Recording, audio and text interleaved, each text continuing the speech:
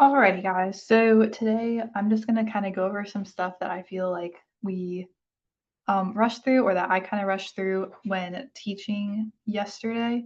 Um, so obviously you should have your geodatabase with all of your files that we made in class yesterday. And the thing I'm really going to go through is how to get the area for your table on your worksheet. And then also, I feel like we might need to review how to export your maps as a JPEG and not as an APRX file. And then I'm going to also do like a little brief overview of how to actually make the maps for this lab, because I think that we didn't really have a ton of time yesterday. If you've already finished your map, that's totally fine. And I'm sure it's going to look wonderful. But just in case you had a little bit of confusion about what we really expect for it, I'm just going to walk through that um, today as well. So the first thing we're going to look at is finding the area of the Wagner watershed in square feet. And so, as you should have done yesterday, um, we calculated the area of the Wagner watershed by calculating the geometry. So you're going to scroll down and find your Wagner um, watershed in your contents pane, and you're going to right click it and open your attribute table. And you're going to go to the acres section, and this long number right here under acres is the area of the watershed. So you should have 6,510,655 point whatever that number is. That really big number is the square feet of Wagner watershed. And that's going to be the answer for the first part of this table. The next thing we're going to look at is the vegetation types in Wagner watershed and the area of the different vegetation. So you're going to close out your Wagner attribute table, and you're going to go to your Wagner vegetation shapefile, and you're going to open the attribute table for that. And all of these should already be in square feet. So the first one you're going to be looking at is your Douglas fir. Oak Douglas fir ponderosa. And that is this first one right here, your number one in your vegetation. And you're just going to look at the shape area number here, and you can type that in or copy and paste it into your answer key. And it should be, yeah, 63,472,140 square feet. So you can put that answer in there. For that, you don't need all the decimal points that come with it. But you do want to have the units, even though they were listed up here, include the units just for consistency's sake. Next one we're going to be looking at is urban and industrial. And that is our second one right here. We're just going to click and copy and paste it into our table. And again, you don't need all of these decimal points. So for the Siskiyou Sierra mixed conifer forest, you actually have to add these two features together. There you go. Okay. And then we're going to look at the Siskiyou mixed conifer forest in the high elevation, which is going to be number 5 right here. So it should be 25,930,000 square feet. You're going to add that to this section. And the last one we're going to look at is the mountain hemlock red fir woodland.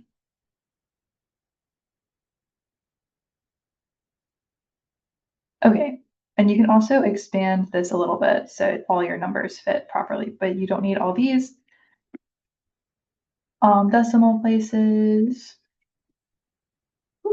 Okay, so the next thing we're going to look at is the length of the critical streams. So you're going to have the streams that you clipped that are in violation of certain parameters, which for me was the Wagner water bio one. And you're going to go down to the shape length.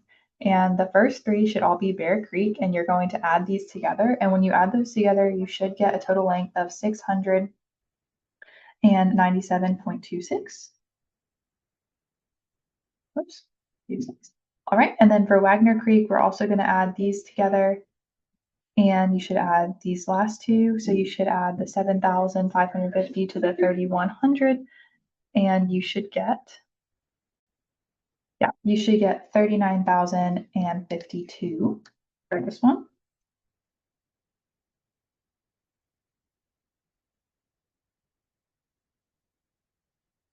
9 feet. Whoops, 9 feet.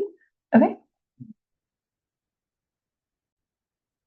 So we're also going to be looking for the stream buffer. So the critical stream buffer we are going to do by opening our streams buffer attribute table, and then under the shape area, you're just going to copy and paste that into your critical streams buffer section. And you can just delete those extra points and then add your units. This feet. This is also just feet. Okay. And then your debris flow risk, same thing. So we're just going to open our debris flow risk um, clip that is to the buffer section. So I already have it pulled up right here. But you would just go in to your contents pane, right click, open your attribute table, and then this should pop up. And under shape area, you are just going to click that and then right click it and copy and paste that into the blank space right here.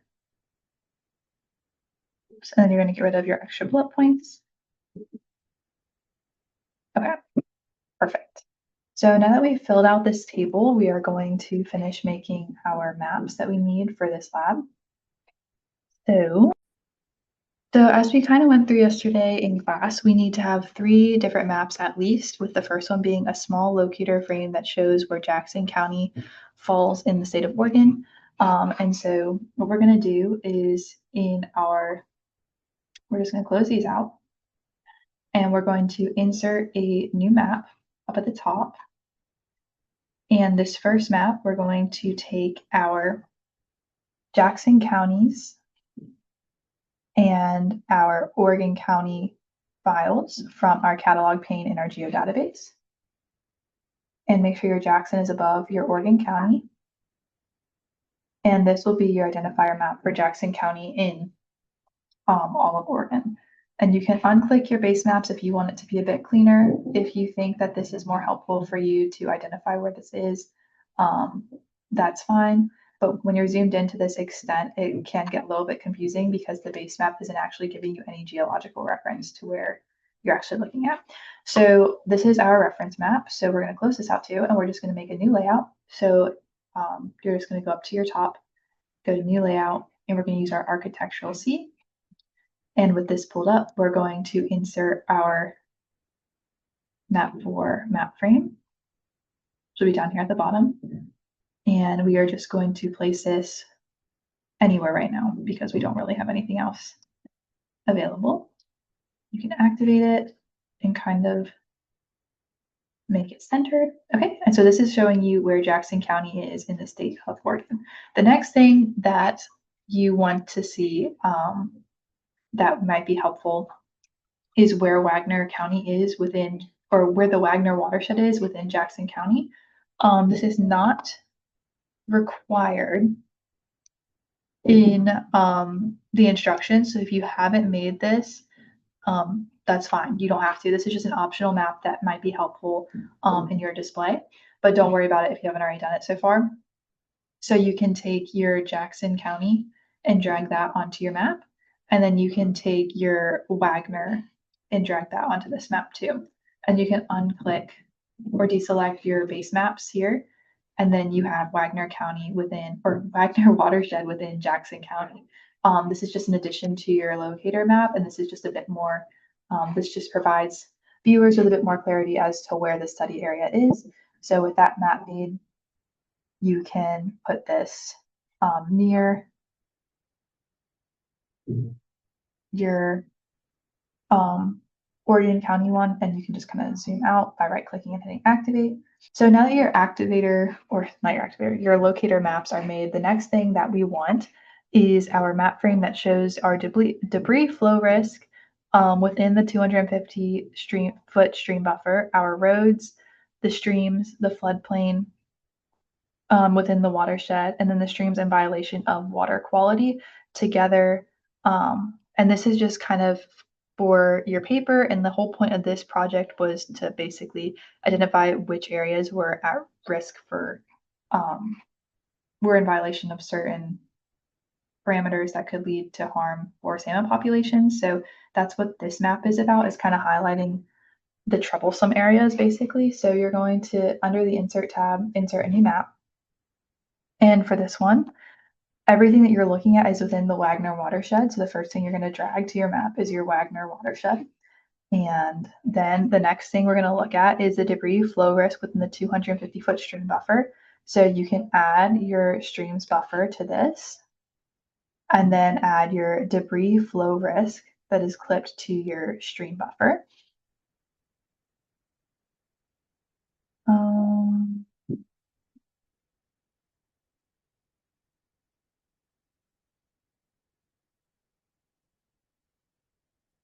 There we go.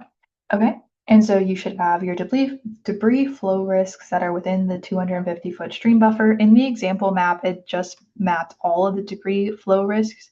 That is not what we're looking for in this map. So you want to make sure that you're using the clipped ones to the stream buffer.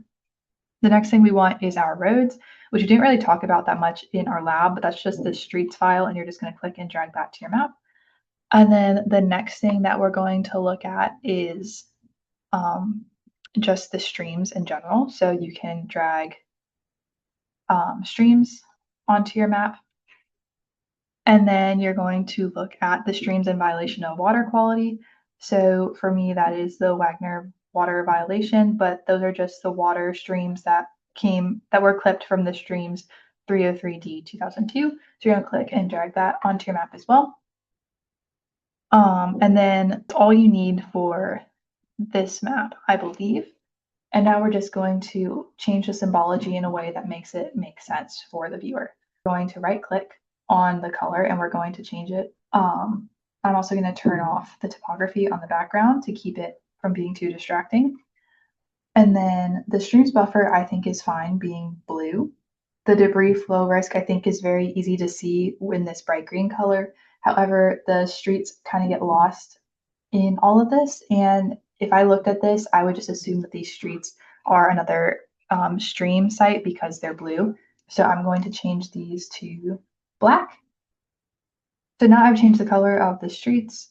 You can see these more and they make sense for them being streets because they are black and not blue. And then the next thing we're going to look at is our streams, and the streams coloring makes sense, but you can't really see what we're looking at. So I'm going to change them to a brighter blue color. And then for all the streams that are in violation, I'm going to change those to red because they're in violation. And so this is your second map that you need. Okie dokie. So in our layout, we can go up to the map frame and then click our new map that we just made. And we're going to just bring this into our new map frame. You can click activate, zoom in. I'll probably reorganize this later. Okay. And so then that is your map too. The final map that we need, we're going to go up here and click new map, is a map that depicts the streams and critical habitat buffer as a function of vegetation and soil. So we're going to be looking at soil types in the stream buffer and vegetation types in the Wagner Creek watershed. So in your catalog pane, you're going to drag Wagner back to your map.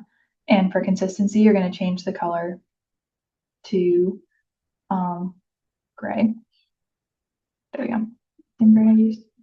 I don't think so. You just want all of them to be kind of the same color. And then you're going to add the streams to your map. Yep, you're going to add your streams to your map. And then you are going to add the streams buffer. And you're going to add the soil buffer. Oops, not the statistics, sorry. The soil buffer. And then you are also going to look at vegetation type. So you're going to go to WAG vegetation. And you might want to pull this one below all the other streams so you can see it better. And yeah, so for this map, because you have vegetation as part of the base, you're going to want to change the vegetation to unique symbols because there's different kinds of vegetation that we're going to be looking at. So when you right click WAG veg, you're going to want to click symbology and then pull up this tab and change it to unique values. And you're going to want this to be veg name and not area. Otherwise, you're going to have too many vegetation types. And you're going to change the color scheme to something that makes sense. So typically that would be a green color scheme. And then you're going to hit this add all values button. And now you have all of your vegetation mapped in your Wagner watershed. And then you're going to right click this all other values and delete it. Perfect. Okay, so now that that's done, you can click this little arrow and close that up so it's not distracting you from anything else. And then we are going to do the same thing with our soil buffer by going down to symbology. So for this one, you're going to go down to unique values, and then you're going to change the color scheme first to make it a brown color scheme. It doesn't have to be brown, but you want it to make sense, or like this brownish greenish one. And then you're going to go to fields and you're going to change it to name. And this is going to give you all the sediments, all the different sediment types within the 20-foot buffer.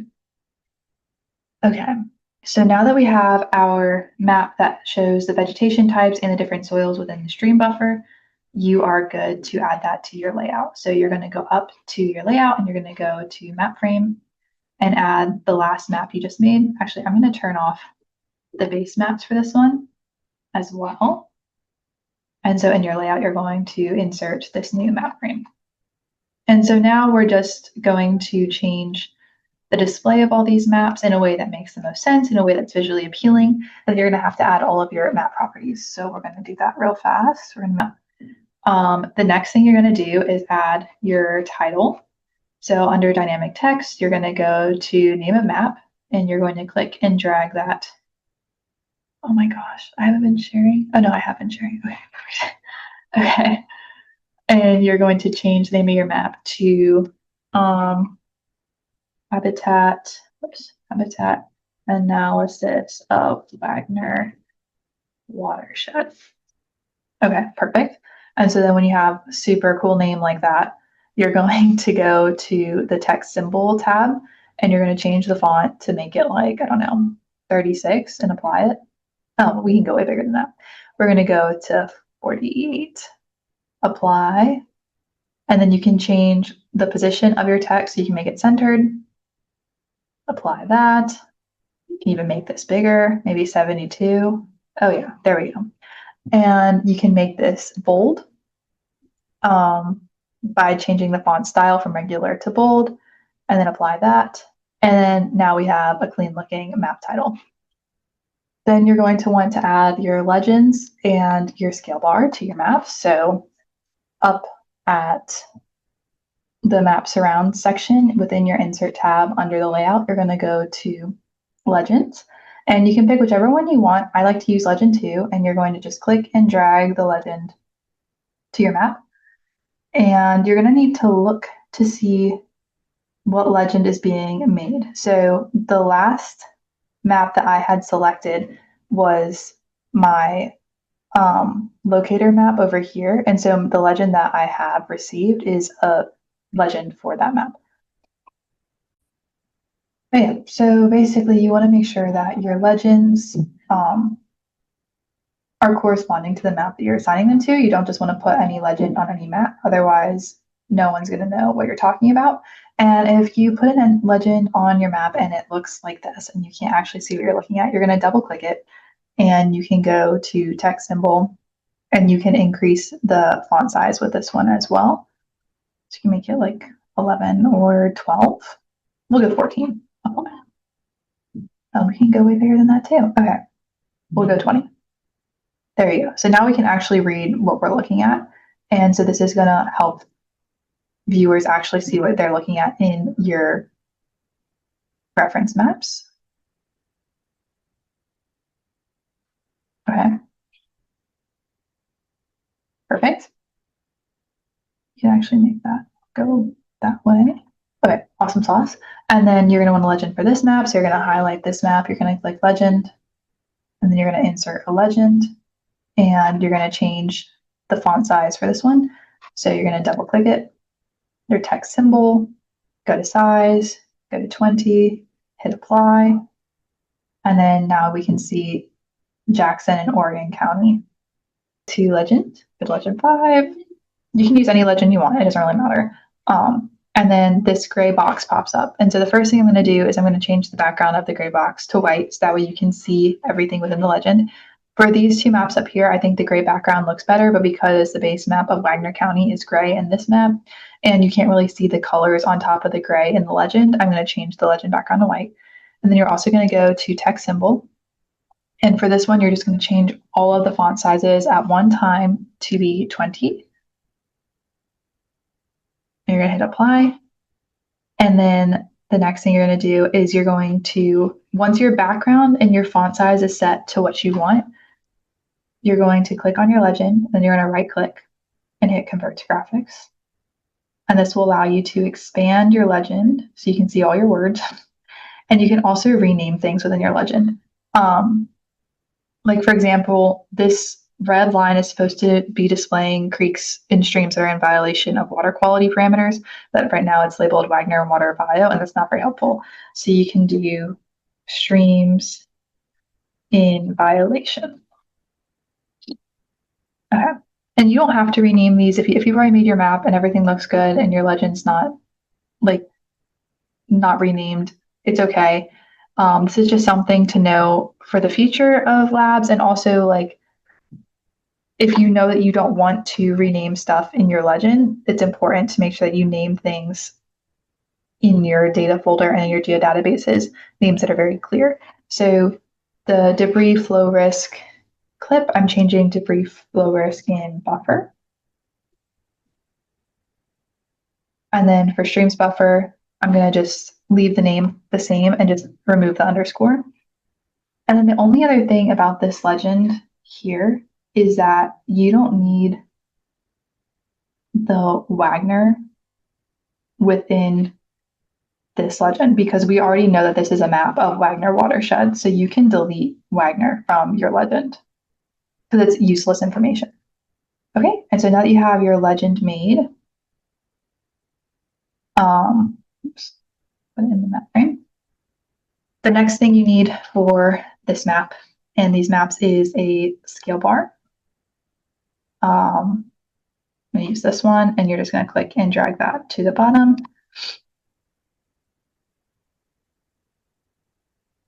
Okay, and then you can change the font of this one as well. So you can change to 20, so it's a little bit easier to read. And then for these maps, you can use the same scale. I would probably use a different scale bar, excuse me, for the ones up here, just because their map's a different thing. So you can insert a new scale bar here. And you can change the font size from maybe 10 to 14 for this map instead of 20. Then insert a new scale bar and make this one probably 14 as well. Perfect. Then we're just gonna activate, zoom out a little bit for this map so you can see everything and it's not too crazy. Okay, I think that's fine. All right, perfect.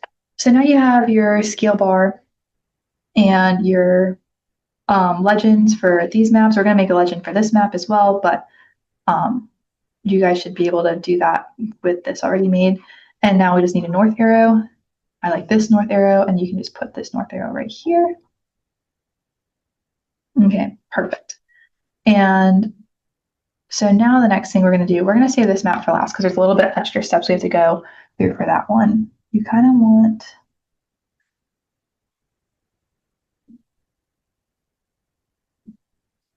when you're making your maps, it's normal to like reorganize things to a way that looks the best and that makes sense to you. And you want your maps to be clean, and you want them to not be overwhelming to look at. That's the biggest thing. So for this one, you right click, hit activate, zoom out just a little bit and move this right here. We're going to add a new title to this one because this is a different map. So you can just title this in here. Jackson, oops, County in Oregon. Okay, and then you can change the font size.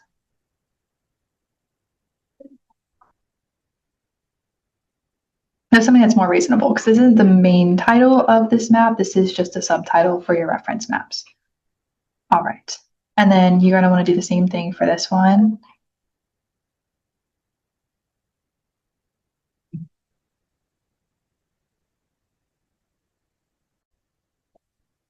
All right. So like for this one, we can name this Wagner Watershed in Jackson County. But then you can change the font size to maybe 16. Maybe 18 is a good size. Okay, perfect. So now you have titles for your reference maps, and you have keys and legends for your reference maps. You have scale bars. These two maps, because they're the same thing, you don't need two scale bars for these, and you only need one north arrow for your entire map.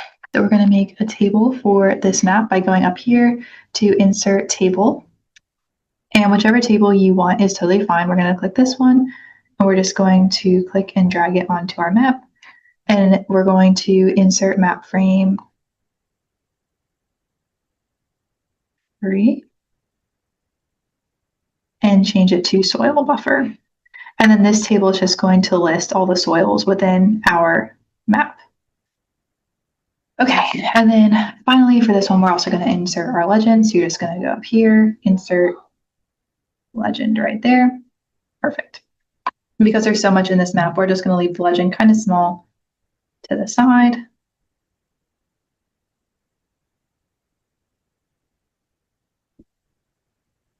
Okay. Okay, so before you submit this, you also want to make sure that you have your name on here. So you're just going to go up to dynamic text, go to credits, and then put your name somewhere. I like to put it in the bottom right-hand corner. You can just write by and then your name. Okay, perfect. Alrighty, and then you're going to go to text symbol and you're going to increase the font size to a readable size. We're going to go 28. There we go. Perfect. And so now that your map is done, the last thing you have to do is export it as an image and not as an APRX file. So what you're going to do for that is you're going to go up to share and you're going to hit export layout as a web JPEG. And then this window should pop up and you can rename it to layout 1 Wagner Watershed. Okay. And as long as the file type is a JPEG and not an APRX, you can hit export.